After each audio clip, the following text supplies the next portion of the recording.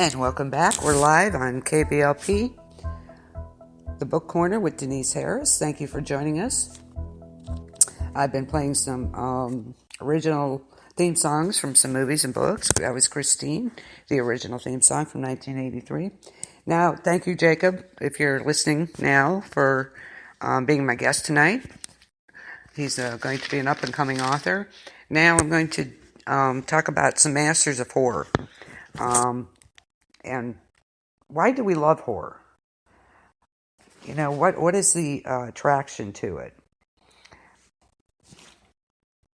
I don't know if it's gore or the anticipation of what's going to happen. And of course, a lot of them are Wes Craven, John Carpenter, George Romero. We just kind of, when we were younger, we just like it. And all these horror movies later, why do we love it so much? And you can Google it or research it or whatever you can get all kinds of answers. Like your love of roller coasters, you love the thrill, the adrenaline rush. You find professors, psychologists saying that people, because they like to be scared. We like to feel our hearts beat faster in a safe environment, of course. We like the rush, the adrenaline. We're adrenaline junkies.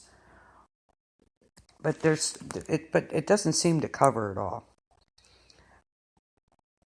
The psychology of it, as far as, the adrenaline rush, covers some of it, but I don't think it's all of it.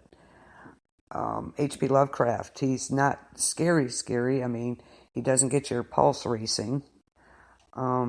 But Halloween will scare the crap out of you and get your adrenaline going. And here's a outlook on that. Horror films thus appeal to people who like predictability and neat ends, hold the ethical revelation. In these movies, there is no question of who is the bad guy. And despite the high and often gaudy body count, the films tend to have a happy ending. Now, I don't agree with that. I don't look for happy endings all the time. Personally, I think it is the adrenaline. We like to be scared. But again, we're safe. We're here. We're not there in it. I just wonder what we would be like in a real horror story movie. So I'm going to start off with Masters of Horror. I have 10 of them. The top 10 Masters of Horror, and I'll start from the bottom and work my way up. The first one is Joe R.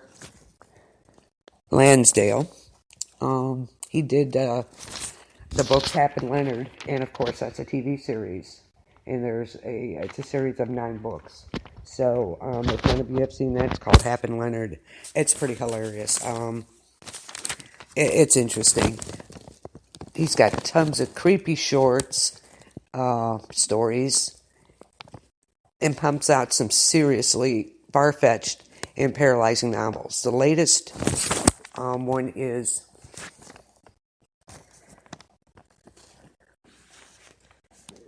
let's see.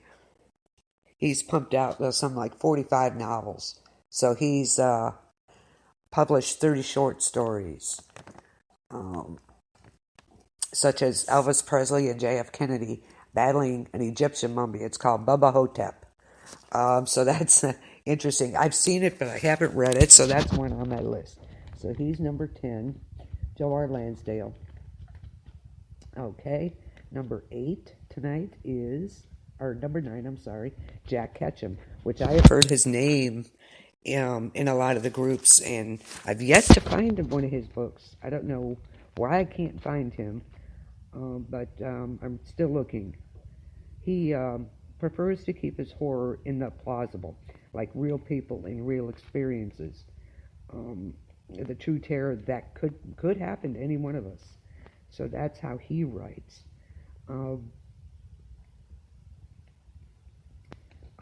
couple of his books are Closing Time in 2007, Notes from the Cat House, Book of Souls in 2008, and The Secret Life of Souls just this past year.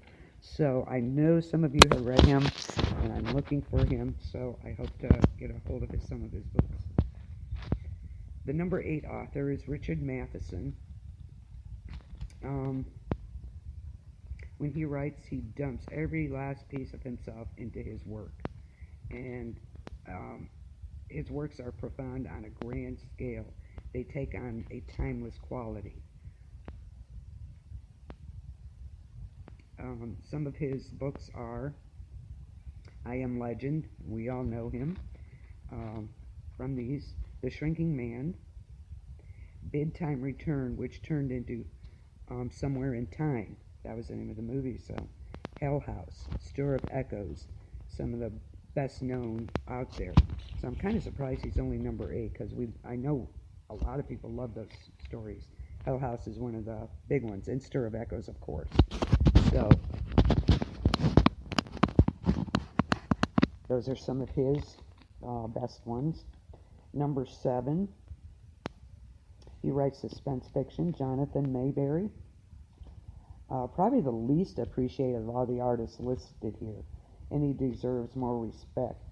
He's a very versatile writer. He's pumped out some truly terrifying tales. Check on his series, the Pine Deep Trilogy and the Joe Ledger series.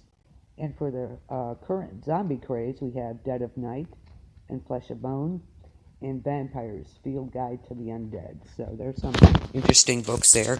I have not heard of him, but I do have some of his books written down, so I hope to get a hold of some of those and be able to report back to you on that. Okay, number 6 is Dan Simmons. He's a sci-fi and horror writer. Unfortunately, he refuses to fully dedicate himself to the works of the horror genre. To be perfectly blunt, he's kind of an attention thief. So, he was praised by Stephen King, which is always a good thing. A couple of his books are Summer of Night, Song of Kali, and Winter Haunting. So, I've heard of him, but I have not read any of his books, so that's enough. My books that I need to read are piling up severely here, so I need to get moving on that. Okay, we're going to take a quick break, and I'll come back with your top 5 Masters of Horror.